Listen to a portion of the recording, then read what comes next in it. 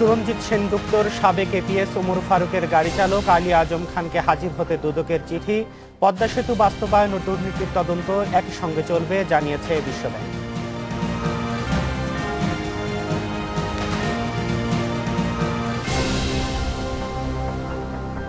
ঈদ ও পূজায় ঘরমুখো মানুষের চাপে দেশের মহাসড়কগুলোর অনেক স্থানেই যানজট।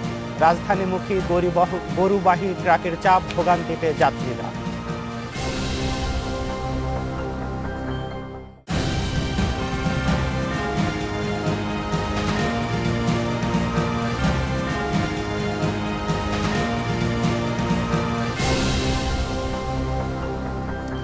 স্বাগত জানাচ্ছি সারাদিনে দিনের উল্লেখযোগ্য দুটি সংবাদ বিশ্লেষণ নিয়ে আপনাদের সাথে আছি আমি সুজন মেহেদি।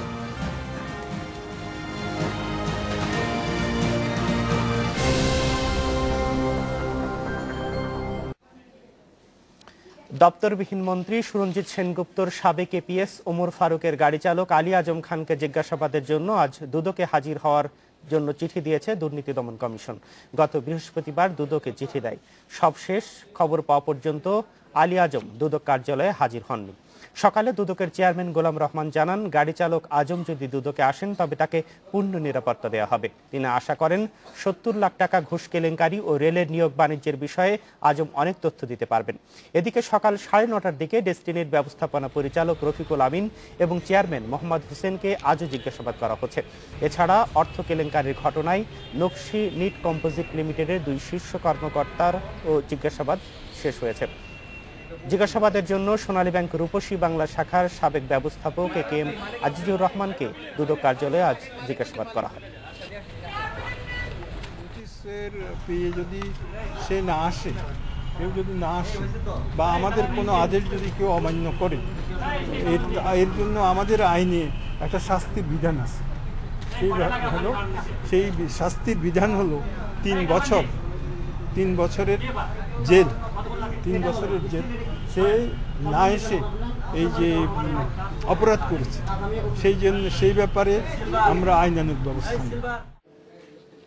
এসব বিষয়ে আলোচনার জন্য আজ আমাদের সাথে যোগ দিচ্ছেন ইন্ডিপেন্ডেন্ট টেলিভিশনের বার্তা সম্পাদক জাহিদ হোসেন। জাহিদ হোসেন, আপনাকে আমাদের অনুষ্ঠানে স্বাগত জানাচ্ছি। তো আজকে গাড়ি চালক আলী আজমের আসার কথা ছিল দুদক কার্যালয়ে। তো আমরা দেখেছি, গণমাধ্যমে আমরা দেখতে পাচ্ছি যে দুদকের একজন উপপরিচালককে তাকে নিয়ে আসার কথা। পরিস্থিতি আসলে কোন দিকে যাচ্ছে? আসলে এই পুরো প্রক্রিয়াটির মধ্যে আমার কাছে যেটা মনে হয় যে আলী আজম গত কয়েক মাস যাবতই আত্মগোপন করে আছেন। আমরা কেউই তার সন্ধান জানি না। যদিও এই সময়ে গণমাধ্যমে আমরা তাকে দেখেছি, তার পরিবারের পক্ষ থেকে তার বোন যিনি দেশের বাইরে থাকেন উনি বলেছেন যে আজমের সঙ্গে তার যোগাযোগ হয়েছে এবং সেই পরিপ্রেক্ষিতে আমরা তার কিছু খবর আমরা জানতে পেরেছি। এরকমই একটি অবস্থায় গত বৃহস্পতিবারে দুদক তাকে চিঠি দিয়েছে দুদকে আসবার জন্য।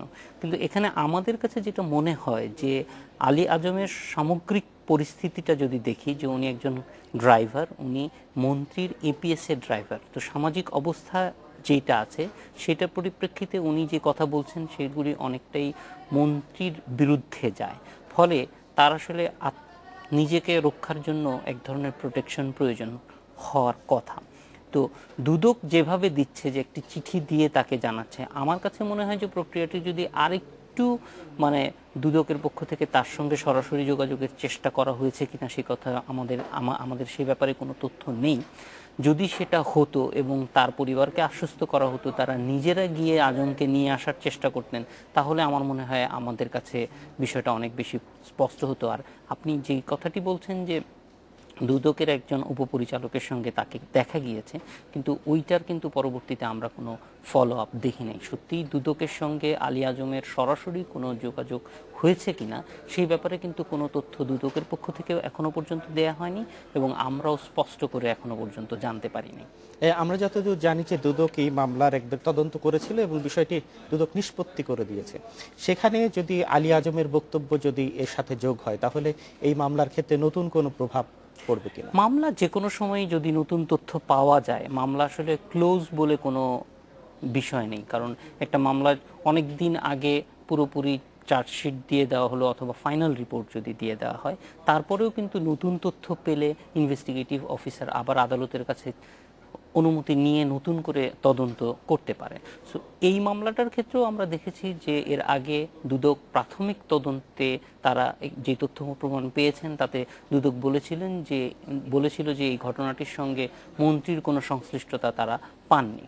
কিন্তু আজমের বক্তব্যে উনি টেলিভিশনে এবং বিশেষ করে গণমাধ্যমকে যে কথা বলছেন তাতে দেখা যাচ্ছে যে উনি স্পষ্টভাবেই বলছেন যে ওই টাকাটি যাচ্ছিল মন্ত্রীর বাড়িতে, যেটা কিন্তু এক ধরনের মন্ত্রীর সংশ্লিষ্টতা প্রমাণ করে, অথবা প্রাথমিকভাবে একটা বোঝা যায় যে একটা প্রাইমা ফেসি কেস দাঁড়ায়। তো প্রাইমা ফেসি কেস দাঁড়ানোর মতো বক্তব্য যদি আজম দিয়ে থাকে তাহলে অবশ্যই এটা এই কেসের জন্য খুবই গুরুত্বপূর্ণ, এবং এই কেসটা যদি সামনে আরও অধিকন্ত তদন্ত করতে হয় তাহলে অবশ্যই আজম সবচেয়ে গুরুত্বপূর্ণ সাক্ষী। তো সেক্ষেত্রে এত গুরুত্বপূর্ণ একজন সাক্ষীকে যদি আমি জানি একজন তদন্ত কর্মকর্তা হিসেবে, তার কিন্তু ওই সাক্ষীকে রিচ করতে পারতে হবে। সাক্ষী যে সবসময় তদন্তকারী কর্মকর্তার কাছে আসবে তা নয়, এবং আমরা বিভিন্ন সময় ফৌজদারি মামলায় এটা আমরা দেখি যে সাক্ষীকে শুধুমাত্র রিচ করা না, সাক্ষীকে প্রোটেকশন দেওয়া। আমরা বিভিন্ন মামলায় আমরা দেখেছি যে সাক্ষীকে প্রোটেকশন দেওয়ার কাজটি এমনকি নিজেরাও তদন্তকারী কর্মকর্তারা করতে পারেন। আদালতও অনেক সময় নির্দেশনা দেন যে কোনো সাক্ষীর ক্ষেত্রে যদি মনে হয় যে সাক্ষীর নিরাপত্তা বিঘ্নিত হওয়ার সম্ভাবনা রয়েছে, সেক্ষেত্রে আমরা বিভিন্ন মামলায় দেখেছি যে আদালত সাক্ষীর নিরাপত্তার বিধানটি করছেন বা নির্দেশনা দিচ্ছেন। এই মামলার ক্ষেত্রেও আমরা আশা করব যে আজমকে যদি সাক্ষী হিসেবে এই মামলায় নেওয়া হয়, বা প্রথমে তো এখনও আমরা জানি না, দুদক তার সঙ্গে কথা বলে তারপরেই নিশ্চিত হওয়া যাবে যে সত্যিই ওনার কাছ থেকে দুদক কী ধরনের তথ্য পাচ্ছেন। কারণ গণমাধ্যমে যেই বক্তব্য তিনি দিয়েছেন সেইটা এখনো পর্যন্ত যতটুকু বোঝা যায় যে এটার কোনো সাক্ষ্য আইনে সেরকম কোনো মূল্য নেই। সাক্ষ্য আইনে এটাকে একটা গ্রহণযোগ্য সাক্ষ্য হিসেবে নিতে হলে, আদালতকে যদি এটা নিতে হয় তাহলে অবশ্যই একটা নির্ধারিত প্রক্রিয়ার মধ্য দিয়ে যেতে হবে। এমন না যে আমরা ওই ভিডিও ফুটেজ এটা দেখাতে পারবো, কারণ বাংলাদেশের সব আইনই এখনো পর্যন্ত ভিডিও ফুটেজকে সাক্ষ্য আইন হিসেবে গ্রহণ করার মতো অবস্থায় নেই। সো আমরা বুঝতে পারছি যে এখন তার বক্তব্যটাকে মামলায় আনতে হলে অবশ্যই দুদককে নতুন করে উদ্যোগ নিয়ে তাকে কনফিডেন্সে এনে সাক্ষ্য নিতে হবে। তা না হলে আসলে আমরা যতই তথ্য জানি না কেন এটা মামলার ক্ষেত্রে খুব বেশি গুরুত্ব বহন করবে না। তো ধন্যবাদ, আবারও আপনার কাছে ফিরে আসবো। আমরা আরেকটি সংবাদ দেখে নিই। পদ্মা সেতু প্রকল্পের বাস্তবায়ন ও দুর্নীতির অভিযোগের তদন্ত পর্যবেক্ষণের কাজ একই সঙ্গে চলবে বলে জানিয়েছে বিশ্বব্যাংক। বাস্তবায়নের কৌশল নির্ধারণে সংস্থাটির প্রতিনিধি দল শিগগিরই ঢাকায় আসছে বলে জানিয়েছেন বিশ্বব্যাংকের কান্ট্রি ডিরেক্টর অ্যালেন গোল্ডস্টাইন। দেশের অর্থনৈতিক পরিস্থিতি নিয়ে রোববার এক সংবাদ সম্মেলনে এসব কথা জানান তিনি।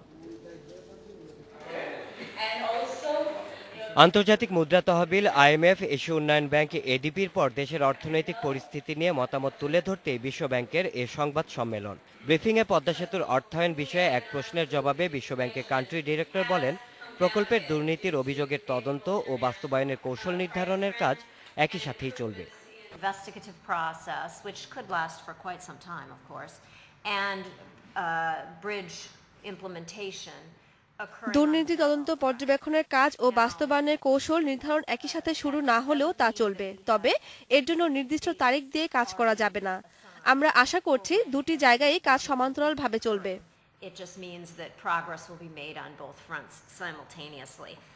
এর আগে ব্রিফিংয়ে সংস্থার সিনিয়র ইকোনমিস্ট জাহিদ হোসেন জানান, রেমিটেন্স বাড়লেও বিশ্বমন্দার কারণে গেল কয়েক মাসে দেশের রপ্তানি প্রবৃদ্ধি কমে যাচ্ছে, আসছে না কাঙ্ক্ষিত বিনিয়োগও।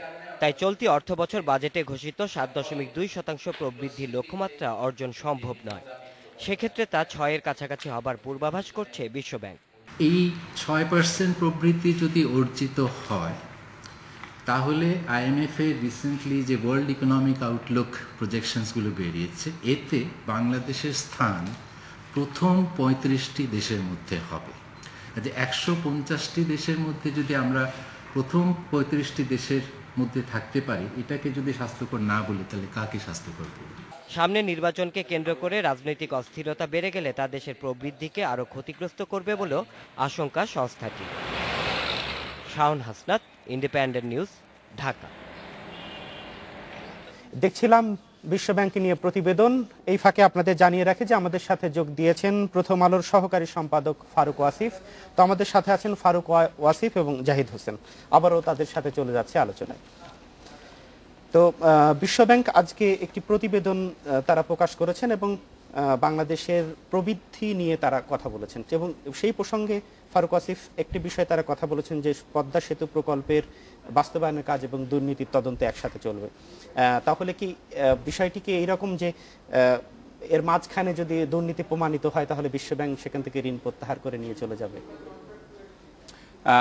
এই পর্যায়ে গিয়ে সেটা বিশ্বব্যাংকের জন্য একটু কঠিন হবে যে সরে যাওয়া, কারণ সরকার যা কিছু করার তাদের কথা মতো সবই করেছে। কিন্তু তার মানে এই না যে এটা আসলে আমার কাছে হচ্ছে আপনি ট্রয়ের ঘোড়া, যাকে আপনি আপনার পেটের ভেতরে নিয়েছেন, দুর্গের ভেতরে নিয়েছেন, ফেলতে পারবেন না।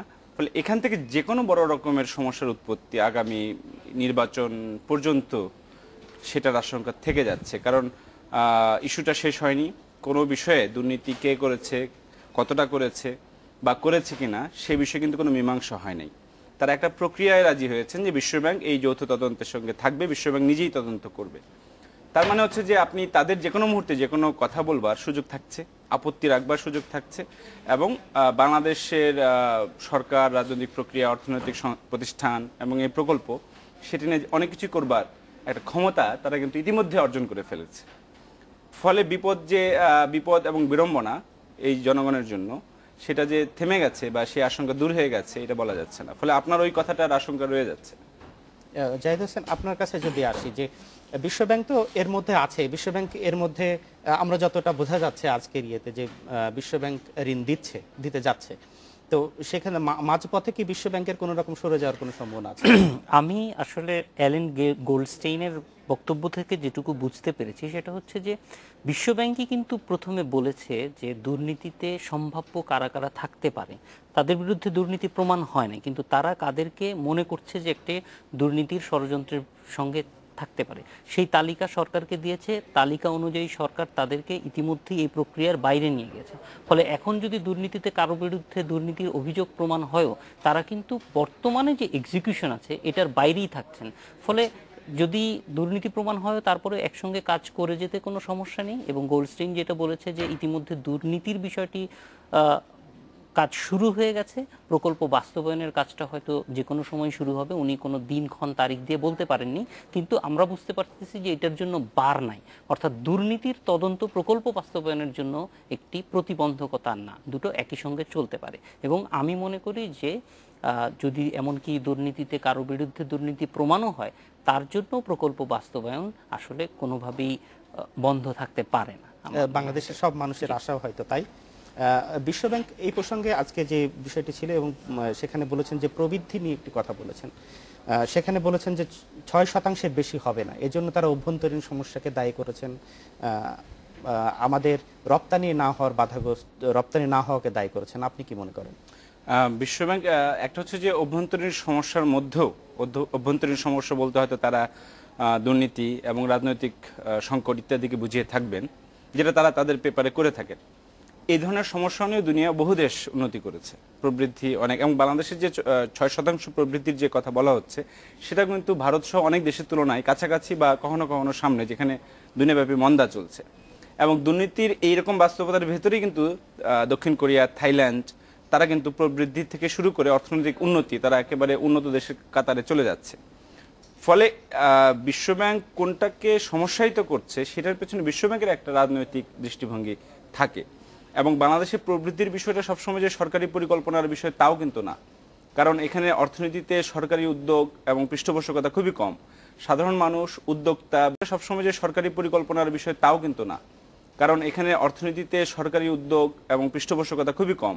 সাধারণ মানুষ, উদ্যোক্তা, ব্যবসায়ী, পুঁজিপতি তারা নানান প্রক্রিয়ায় উদ্যোগ নিয়ে যাচ্ছেন এবং এর সঙ্গে লুটপাটও জড়িত। যে আপনার এই যে আজকে যে প্রবৃদ্ধি চাইছি তার সঙ্গে দুর্নীতি এবং এই লুটপাটের অর্থনীতির কিন্তু একটা যোগ আছে। ফলে প্রবৃদ্ধি ভালো হওয়া মানেই যে দেশে সাধারণ মানুষের বৈষম্য কমে যাচ্ছে এটা কিন্তু না। ফলে বিশ্বব্যাংক যে ধরনের প্রবৃদ্ধি চাচ্ছে সেটা হয়তো আমরা অর্জন করতে পারবো এই সমস্ত সংকট সত্ত্বেও, কিন্তু মুশকিলটা হচ্ছে অন্য জায়গায়, যে আপনার প্রকৃতির ক্ষতি হবে কিনা, আপনার মানুষ উচ্ছেদ হবে কিনা, আপনার দীর্ঘমেয়াদে অর্থনৈতিক সম্পদকে আপনি শেষ করে ফেলবেন কিনা, সেই জায়গাটা নিয়ে আসলে আমাদের কথা বলা দরকার। কারণ প্রবৃদ্ধি একমাত্র অর্থনীতির সূচক না, এবং এই জায়গা থেকে অনেক দেশই বুঝছে যে এইভাবে গেলে শেষ পর্যন্ত বিপর্যয় আসে। ফলে যেমন ল্যাটিন আমেরিকার দেশগুলো সরে যাচ্ছে, তারা একটা সামগ্রিক উন্নয়ন চিন্তা তৈরি করছে, যে যেখানে মানুষের জীবনযাপনের উন্নতিটাই হচ্ছে একটা সূচক হবে অর্থনীতির। সার্বিকভাবে দেশে কি পরিমাণ রপ্তানি হচ্ছে, এবং রপ্তানিমুখী অর্থনীতির মধ্যে যেমন ছিল হাইতি, খুবই বড় রপ্তানিমুখী দেশ, এবং তাদের আজকে অবস্থা হচ্ছে ভয়ঙ্কর। ফলে রপ্তানি আমাদের করতে হবে, তেমনি আমাদের আজকের দুনিয়ায় যেরকম ভাবে বিপর্যয় হচ্ছে, খাদ্য নিরাপত্তা সংকট হচ্ছে, ইউরোপে মন্দা হচ্ছে, শুধু রপ্তানির উপর নির্ভর করে আপনি আপনার অর্থনীতির যে স্বাবলম্বিতা এবং স্থিতিশীলতা আমরা কিন্তু আশা করতে পারি না, যদিও বিশ্বব্যাংক রপ্তানি এক নম্বরে রেখে থাকে। আমাদের এখন একটি বিরতিতে যেতে হবে, আবারও ফিরে আসবো। এবার নিচ্ছে একটা বিরতি, যখন ফিরবো তখন থাকবে ঈদ ও পূজায় ঘরমুখ মানুষের চাপে দেশের মহাসড়কগুলোর অনেক স্থানে যানজট, রাজধানীমুখী গরুবাহী ট্রাকের চাপ, ভোগান্তিতে যাত্রীরা।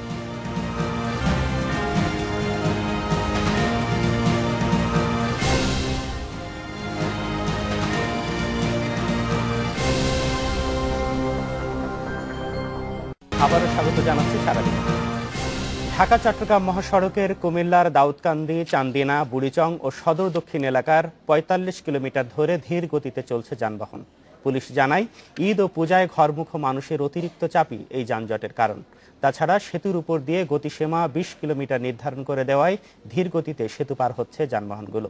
এছাড়া ঢাকা চট্টগ্রাম মহাসড়কের ৪ লেন কাজের জন্য ব্যবহৃত মালামাল মহাসড়কের পাশে রাখাও যানজটের আরেকটি কারণ। এদিকে গাজীপুরের চন্দ্রা তীরমোড় এলাকায় গরুবাহী ট্রাকের সংখ্যা বেড়ে যাওয়ায় ঢাকা টাঙ্গাইল মহাসড়কে যানজটের সৃষ্টি হয়েছে। এছাড়া ঢাকা ময়মনসিংহ সড়কেও যানজটে ভোগান্তিতে পড়েছেন যাত্রীরা। আমাদের সাথে আছেন প্রথম আলো সহকারী সম্পাদক ফারুক ওয়াসিফ এবং ইন্ডিপেন্ডেন্ট টেলিভিশনের বার্তা সম্পাদক জাহিদ হোসেন। আবারও আপনাদের কাছে চলে আসি। জাহিদ হোসেন, যদি আপনার কাছে জানতে চাই, খুব নিয়মিত ঘটনা ঈদের আগে যানজট, মানে ঢাকা থেকে যারা রওনা দিয়েছেন এখনো তারা কুমিল্লা জেলার সীমানা পার হতে পারেননি, আসলে এ থেকে কি পরিত্রাণের কোনো পথ নেই? এ থেকে পরিত্রাণের পথ পাওয়া খুব কঠিন, কারণ বাংলাদেশের প্রতি ১০ জন মানুষের একজন ঢাকায় থাকে এবং এদের একটা বড় অংশই ঈদে তাদের মানে আত্মীয় স্বজনের সঙ্গে দেখা করবার জন্য বাড়িতে যায়। তো এই প্রক্রিয়ার থেকে সহসাই মানে আমাদের যদি বলি যে সবচেয়ে বেশি মানুষ যখন যায়, তখন বিশেষ করে ওই সংখ্যাটি আপনি দেখেন যে ঈদ উপলক্ষে অন্তত ৭০ লাখ থেকে ১ কোটি মানুষ আসলে ঢাকা ছাড়ে, এবং এই সময়টা হচ্ছে খুব বেশি হলে ৩ থেকে ৫ দিনের মধ্যে। এটা বাংলাদেশ তো বটেই, আমাদের দেশের পরিবহন ব্যবস্থা খুব বেশি ভালো না। পৃথিবীর যে কোনো উন্নত পরিবহন ব্যবস্থার একটি দেশেও এটা খুবই চ্যালেঞ্জিং একটা কাজ হতো। তো আমাদের যাত্রীদেরও এটা মেনে নিয়েই বের হতে হয়। তবে আমরা আশা করতে পারতাম, এবং যদি আরেকটু ভালো নজরদারির মধ্যে এটা রাখা যেত, তাহলে হয়তো এই দুর্ভোগটা আরেকটু কমানো যেত। আমি মনে করি যে আপনি যদি ঢাকা চট্টগ্রাম মহাসড়কের কথা দেখেন, এই সময় ৪ লেনের কাজ হচ্ছে, এই সময়ে মেঘনা গোমতী সেতুর উপর ২০ কিলোমিটার গতি বেঁধে দেওয়া হয়েছে, এই কাজগুলোকে আগে করা যেত না? মেঘনা গোমতী সেতুর প্রক্রিয়া কাজটি তো বেশ কয়েকদিন যাবতই হচ্ছে, এটা জানি না যে আগে পরে করা যেত কিনা, কারণ এটা জরুরি, ফলে ঈদ আসছে বলে এটা স্থগিত রাখারও কোনো সুযোগ ছিল না। কিন্তু যেগুলি করা যায়, ধরেন আপনি দেখবেন যে রাস্তার উপরেই মাল রেখে দেওয়া হয়েছে, এটা অবশ্যই একটু সময় এদিক ওদিক করা যেত। তারপরে যেখানে বাস স্টপেজগুলি, সেগুলিতে এখন একটু বাড়তি কেয়ার নেওয়া, যাতে মানে লোকজন কম দাঁড়ায়। এই প্রসঙ্গে ফারুক ওয়াসিফের কাছে আছে, আপনার কোনো পরামর্শ আছে কিনা যে যানজট নিরসনের ক্ষেত্রে ঈদের আগে বা পূজার আগে? না, আমি প্রথমে ধরেন এই যে এইটা ঈদের আগে একটা বড় খবর, কিন্তু সারা বছরই কি আমরা এই অবস্থায় থাকি না? সারা বছর মাওয়া ঘাটে হচ্ছে ফেরি নাই, সারা বছর হচ্ছে ঢাকা শহরে আমরা মানে রাস্তার অবস্থা হচ্ছে একটা দেশ কেমন আছে এটা বোঝা যাবে রাস্তার গতিটা কিরকম, সেটার ব্যবস্থাপনাটা কিরকম, এবং এটা তো চরম বৈষম্য তো আছেই। দ্বিতীয়ত হচ্ছে যে আপনার অব্যবস্থাপনাটা, এবং আজকে তো গতিকে আমরা বলি যে গতি হচ্ছে মুক্তি। তা আমার এখন মনে পড়লো ওই কথাটা যে ওই সেই দুঃখে পথে পথে দিলাম ছড়াইয়ারে, সেই দুঃখে চোখেরও পানি। তা আমাদের জীবনের যে অংশটা রাস্তায় চলে যায় একটা জায়গা থেকে একটা জায়গায় যেতে, এবং তার জন্য যে দুর্ভোগটা পোহাতে হয়, এইটা তো একটা মানবাধিকারের থেকেও খারাপ রকমের হচ্ছে অধিকার লঙ্ঘন। কারণ আমার জীবন একটাই, আমার সময়গুলো এইভাবে নিয়ে যাওয়া হচ্ছে, এবং এইটা যে সমাধান করা যায় না তা না। কিন্তু আপনি একটা হচ্ছে যে পাবলিক সংক্ষেপে যদি বলেন, যে ধরনের পরিবহন ব্যবস্থা করা হয়েছে, একটা বাসে মানে যে কয়টা লোক আঁটে, আপনি একটা ট্রেন সিস্টেমকে সবল করতে পারতেন, আপনি নৌ ব্যবস্থাকে সবল করতে পারতেন, নিরাপদ করতে পারতেন, তাহলে এটা হতো, এটা 1 বছর হবে না। কিন্তু আমি জানি যে আগামীদের আগে আমরা আলোচনা আরো করব। অনেক কিছু করার নিশ্চয় সুযোগ ছিল। তো ধন্যবাদ জাহিদ হোসেন এবং ফারুক আসিফ আপনাদের দুইজনকে। তো এই ছিল আমাদের আজকে সারাদিনে, আবারও দেখা হবে আগামীকাল একই সময়।